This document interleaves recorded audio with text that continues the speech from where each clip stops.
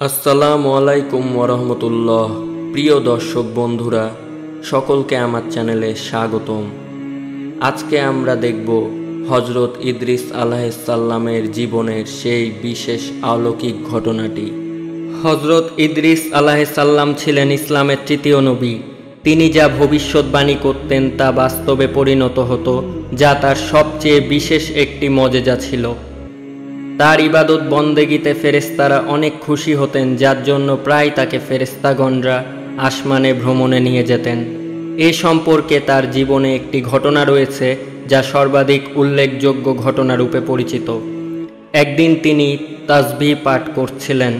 এমন সময় মালাকুল মওত আজরাইল আলাইহিসসালাম তার সামনে এসে একজন মানুষের রূপে দাঁড়ালেন।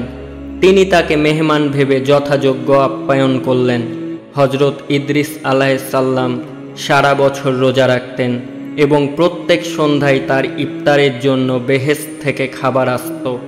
তিনি সে বেহেশতের খাবার দ্বারা ইফতারি করতেন এবং অবশিষ্ট খাবার যেটি থেকে যেত সেটি পুনরায় বেহেশতে চলে যেত। সেই দিনও তিনি বেহেশতি খাবার দ্বারা ইফতার করেন এবং আগন্তুককে তা খেতে দেন। উক্ত মেহমান রূপে ফেরেশতা মালাকুল মওত আজরাইল আলাইহিসসালাম তা না খেয়ে সারা রাত আল্লাহর ইবাদতে কাটিয়ে দিলেন।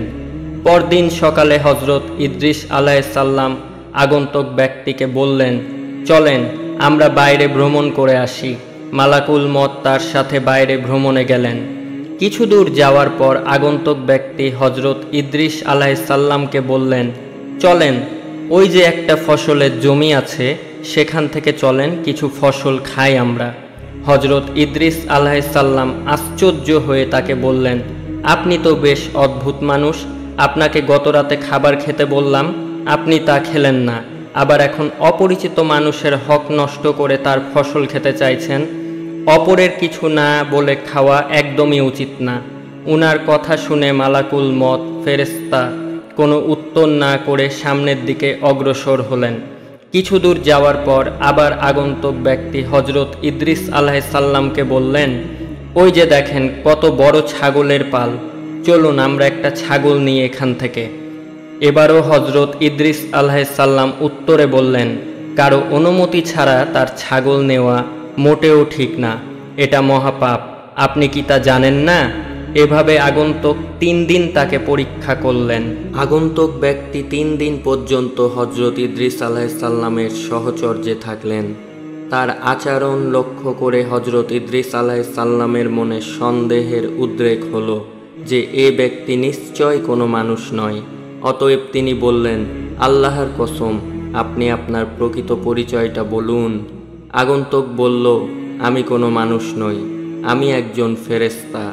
আমার নাম মালাকুল মওত আজরাইল আলাইহিসসালাম।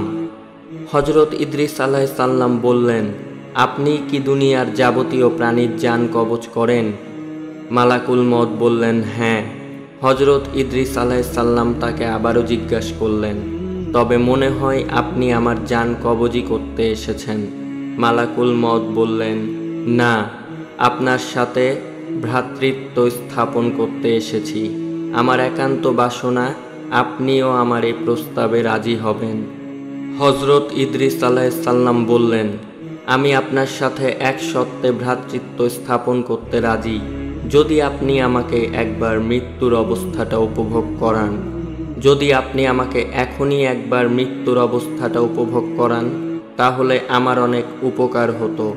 মৃত্যুর ভয়ে আমি বেশি করে আল্লাহর ইবাদত করতে পারতাম। মালাকুল মওত বললেন, আল্লাহর অনুমতি ছাড়া আমি এ কাজ করতে পারি না। আল্লাহ এখনও আপনার জান কবজ করার হুকুম আমাকে দেননি। হজরত ইদ্রিস আলাইহিসসালাম বললেন, আপনি আল্লাহর নিকট হতে অনুমতি চেয়ে নিন। মালাকুল মওত আল্লাহর নিকট অনুমতি প্রার্থনা করলে আল্লাহ তাকে অনুমতি দেন। অনুমতি পেয়ে মালাকুল মওত হজরত ইদ্রিস আলাইহিসসালামের জান কবজ করলেন। জান কবজ করার পর মালাকুল মওত আজরাইল আলাইহিসসালাম পুনরায় আল্লাহর কাছে প্রার্থনা করলেন হজরত ইদ্রিস আলাইহিসসালামের জান ফিরিয়ে দেওয়ার জন্য। আল্লাহ তার প্রার্থনা কবুল করলেন।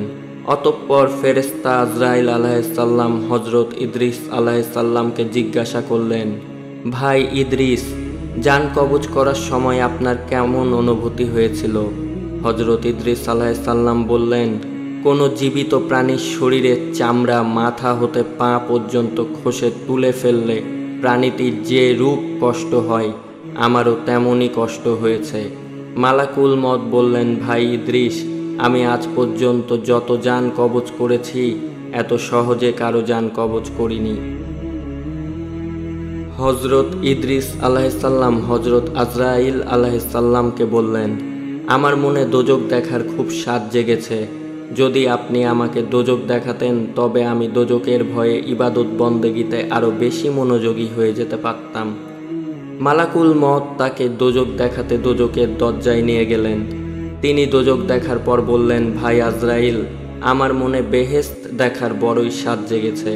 যদি আপনি আমার এই স্বাদটি পূর্ণ করতেন তাহলে আপনার প্রতি চিরকৃতজ্ঞ থাকতাম। মালাকুল মউত বললেন, যদি আপনি আমাকে কথা দেন যে বেহেশত দেখেই আপনি আমার নিকট ফিরে আসবেন তাহলে আমি আপনাকে বেহেশত দেখাতে পারি। হযরত ইদ্রিস আলাইহিস সালাম তাতে রাজি হলেন। মালাকুল মউত তাকে বেহেশত দেখাতে নিয়ে গেল। বেহেশতের দরজায় আসলে হযরত ইদ্রিস আলাইহিস সালাম তার পায়ের জুতা খুলে বেহেশতে প্রবেশ করলেন। তিনি কিছু সময় বেহেশতে ঘোরাফেরা করলেন। এরপর তিনি মালাকুল মউতের কাছে ফিরে আসলেন। মালাকুল মউত তাকে বললেন, তাহলে এবার চলুন, পৃথিবীতে আবার ফিরে যাই। সে সময় হযরত ইদ্রিস আলাইহিস সালাম বললেন, ভাই আজরাইল, ভেতরে আমি আমার জুতো ভুলে রেখে চলে এসেছি। পরক্ষণেই তিনি এক দৌড়ে আবার বেহেশতে ঢুকে গেলেন। মালাকুল মউত তাকে ডেকে বলল, ভাই ইদ্রিস, আপনি আবার বেহেশতে ঢুকলেন কেন? তাড়াতাড়ি বেরিয়ে আসুন, আমি আপনাকে আবার পৃথিবীতে পৌঁছে দেব। হযরত ইদ্রিস আলাইহিস সালাম বেহেশতের ভিতর থেকে জবাব দিলেন, ভাই আজরাইল, আল্লাহ তাআলা ইরশাদ করেছেন, প্রত্যেক প্রাণী একবার মৃত্যুর স্বাদ গ্রহণ করবে এবং একবার দোজখ না দেখে কেউ বেহেশতে যেতে পারবে না। আমি তো একবার মৃত্যুর স্বাদ গ্রহণ করলাম এবং দোজখও দেখলাম, তারপর বেহেশত হতে বের হয়ে আপনাকেও দেওয়া প্রতিশ্রুতিও রক্ষা করলাম। অতএব আমি এখন আর বেহেশত থেকে বের হব না, আপনি আপনার কাজে চলে যেতে পারেন। মালাকুল মউত হযরত ইদ্রিস আলাইহিস সালামের জবাব শুনে কর্তব্য স্থির করতে না পেরে দাঁড়িয়ে রইলেন। আল্লাহ তাআলা তখন হযরত আজরাইল আলাইহিস সালামকে লক্ষ্য করে বললেন, আজরাইল, ইদ্রিসকে বেহেশতে থাকতে দাও, তার ভাগ্যে আমি এই রূপ ঘটনা লিপিবদ্ধ করে রেখেছিলাম। অতঃপর হযরত ইদ্রিস আলাইহিস সালাম বেহেশতে বসবাস করতে লাগলেন। এই ছিল হযরত ইদ্রিস আলাইহিস সালামের জীবনের একটি কৌশলে বেহেশত গমন এবং একটি অলৌকিক বিশেষ ঘটনা। সম্পূর্ণ ভিডিওটি দেখার জন্য আপনারা সকলকে ধন্যবাদ। সকলের সুস্থতা কামনা করছি। সকলে ভালো থাকবেন। আমার পরবর্তী ভিডিওগুলো পেতে চ্যানেলটি সাবস্ক্রাইব করে নেবেন এবং বেল আইকনটি প্রেস করে দিবেন।